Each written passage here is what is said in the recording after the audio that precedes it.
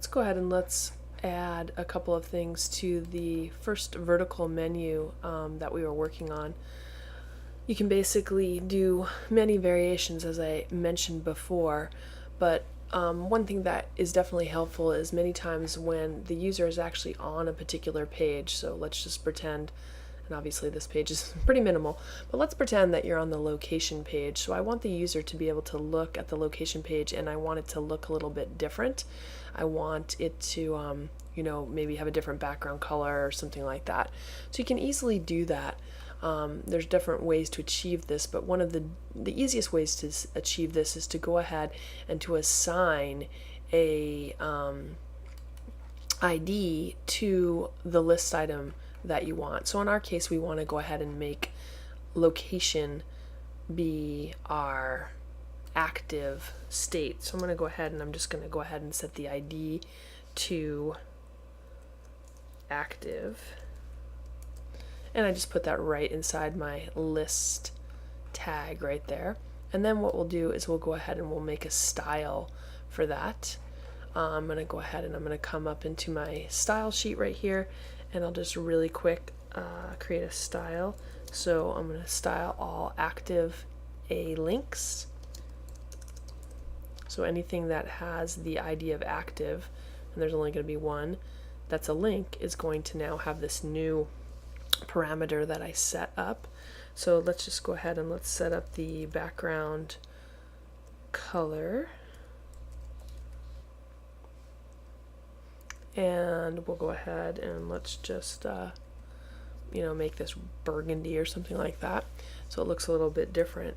Now if I save and I refresh, you're going to see how the active link is going to still keep on all the other properties because it still is within the nav container div and it's still a link, so it's still going to be displaying with a as a block with white text. It's still going to have the same width, the same padding, all the other additional same settings that we set. The only thing that we've done differently here is we've just made a special ID that sets this to look different so that you visually know, hey, you're on this page. You can still see it still has its rollover functionality and all that good stuff.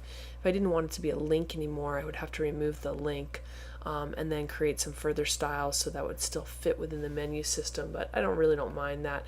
It's pretty obvious that this particular link is different from all the rest of the links in my menu system. And you can see that that is just super simple. I mean, there's many ways that you can achieve this, but this is certainly one of the most simplest ways.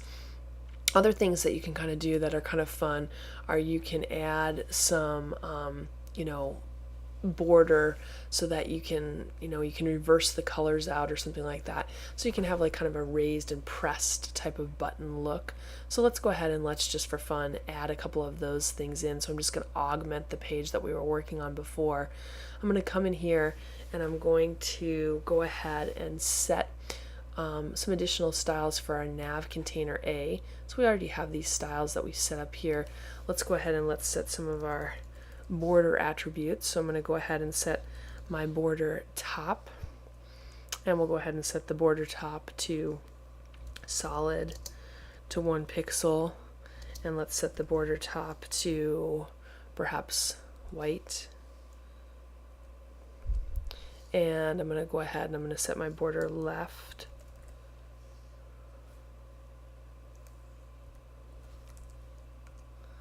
and we'll actually use the same settings on the border left, so solid 1 pixel, and actually maybe I should change this to a light gray instead of white since my background is actually white. This will show up a little bit better. And then let's go ahead and let's set the border right and the border bottom, and we're going to set these to solid 1 pixel. And we'll go ahead and set it to, let's go ahead and use a blue. We'll use that same color blue, I guess. The darker blue. And then I'm just going to go ahead and set my border bottom as well using these same type of settings. So we'll just change this to, say, bottom right here. And then what I'm going to do is I'm going to go ahead and I'm going to make some additional settings on my hover state right here. So I'm actually just going to copy all 4 of these border settings, and I'll paste them into my hover style. And then what we'll do is we're just going to go ahead and reverse out the colors. So this will become 036, this will become 036, and these guys down here will become our light gray, our CCC. And if I save and refresh, you can see that now, this is pretty subtle, but maybe let's change this color right here so that it shows up a little more. We'll use our 369.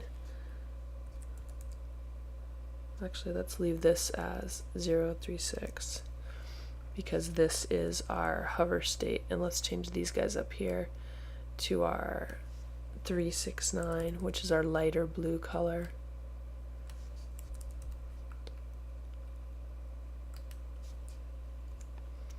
Alright, let's give that a try and see if it's a little bit more noticeable. It is working right now, it's just hard to see because of the colors that I actually chose to use. So it actually doesn't seem that much better here, but you might be able to see that you have a little bit of a lines to the right and to the left. You can make things that look a little more like pressed buttons, something like that. So that's kind of fun to be able to add that in there and make those sorts of adjustments as you create your design. You can have fun with it, obviously, and if you pick colors that are different, they'll certainly show up a little bit better, and the user will be able to see them a little bit more. But the point is that there's lots of different things that you can do with your menu. You're not stuck with it looking exactly as we have it. You can go ahead and experiment and do different types of things to style your menu. So feel free to explore and see how you can augment the menu and make it a little bit more creative and make it your own.